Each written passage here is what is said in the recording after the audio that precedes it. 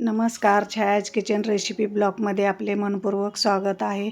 आज आपण पाहणार आहोत महाराष्ट्रातील प्रत्येक घरची आवडती आमरस पुरणपोळी थाळी. मऊ लुसलुशीत पुरणपोळी कशी बनवायची आणि आमरसामध्ये कोणती गुपित असतात हे या व्हिडिओमध्ये मी सांगितले आहे. तर माझा व्हिडिओ शेवटपर्यंत पहा आणि आवडल्यास लाईक करा, शेअर करा, सबस्क्राईब नक्की करा. इथे मी घेतलेलं आहे पनीरची भाजी घेतलेली आहे, बटाट्याची भाजी घेतलेली आहे, कटाची आमटी, आमरस, भात, कोरडई आणि पुरणपोळी घेतलेले आहे. इथं एकदम छान मस्त अगदी हॉटेलमधल्यासारखे एकदम थाळी झालेलं आहे. करणार आहे मी बघा आमरस करणार आहे. आंबे आणलेले आहेत हापूस.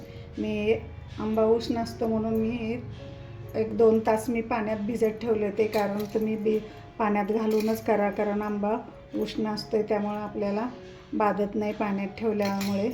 तर मी आता हे पाण्याने स्वच्छ असे धुवून घेते. वर चिक वगैरे लागलेला असतोय ना, हे धुवून घेते स्वच्छ एकदम. आणि मी मिक्सरला करणार नाही, मी हे हातावरच म्हणजे करणार आहे आमरस. तर याचं चिक वगैरे लागलेलं हे सगळं काढून घ्यायचं असं पूर्ण. हे बघा स्वच्छ असे धुवून घ्यायचे. पाण्यात असे धुवून घेतल्यामुळं कसं सगळी घाण वगैरे चिक असं निघून जातो. बघा इथं थोडंसं जरा लागल्यासारखं झालेलं आहे, तर मी असं स्वच्छ असं धुवून घेते. बघूया कट करून चांगलं आहे की नाही. तर इथं बघा मी स्वच्छ सगळे एकदम चिक काढून घेतलं आहे, स्वच्छ एकदम धुतलेले आहेत आंबे. आपण आता रस काढून घेऊया. तर इथं माझे स्वच्छ धुवून झालेले आहेत आंबे. आता आपण रस काढून घेऊया. तर रस कसा काढायचा, तर असं अगोदर दाबून काढून घ्यायचं थोडंसं. हे बघा थोडंसं वर चिक आल्यासारखं झालेलं आहे थोडंसं. तर आपण एकीकडं तो एकीकडं पिळून घ्यायचं आहे. मी असं पिळून घेतलेलं आहे. असा मऊ करायचा म्हणजे आपला रस छान असा होतोय, कारण आपल्याला मिक्सरला पण लावायची गरज पडत नाही आणि पटकन असा होऊन जातोय आपला रस. बघा असं बघा छान असा मस्त असा रस पडलेला आहे.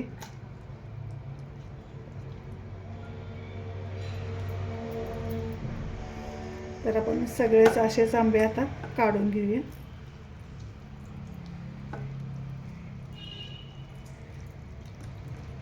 बघा एकदम लाल मस्त असं निघलेला आहे आंबा. हे असेच आपण आता सगळे काढून घेऊया. इथे बघा असे आंबे असे पिळून घेतलेले आहेत मी.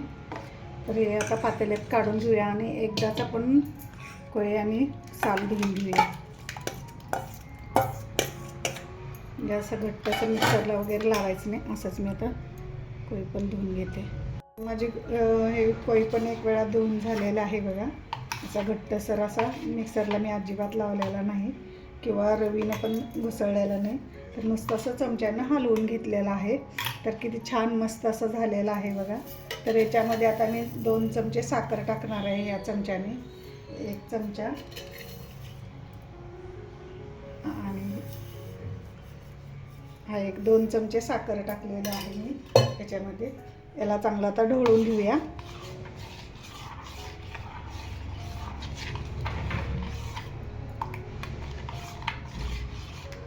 मस्त असं आपलं झालेलं आहे आमरस. आता आपण फ्रीजमध्ये ठेवूया थंड व्हायला, म्हणजे थंड झालं की खूप छान असं लागतो. चला तर आपण आता पुरणपोळीला सुरुवात करूया.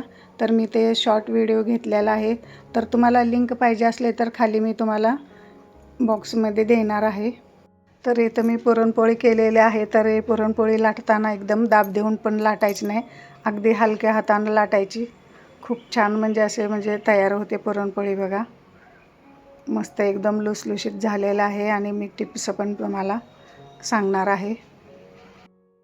इथं पुरणपोळीला बघा जास्त असं तेल पण लावून घ्यायचं आहे. एकदम जास्त कडक पण भाजायचं नाही, मऊ अगदी भरपूर तेल लावून भाजायचं. आणि आपल्या पुरणामध्ये पण तूप घालून कोणी तूप पण घालतात फुटून पुरणपोळी म्हणून. मी याच्यात तूप पण घातलेलं आहे पुरणामध्ये. आणि कोणी पुरणपोळीला असं तूप पण लावतात, कोणी तेल लावतात. खूप छान असे तयार. इथे माझी खूप छान अशी पुरणपोळी तयार झालेली आहे. इथे आपण आता ताट तयार करून घेऊया. इथं मी आमरस घालून घेतलेला आहे वाटीमध्ये. खूप छान असा आमरस झालेला आहे, मस्त एकदम घट्ट असा झालेला आहे.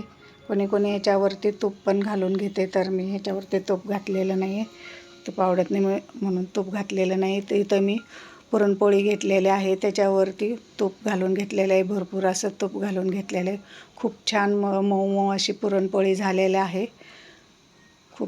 खूप छान मस्त असे झालेलं आहे. तर इथं मी आता पुरणपोळी पण असं घडी घालून घेते. इथं मी कुरडई घेतलेल्या आहे, इथं कटाची आमटी घेतलेली आहे, पनीरची भाजी घेतलेली आहे, बटाट्याची भाजी घेतलेली आहे.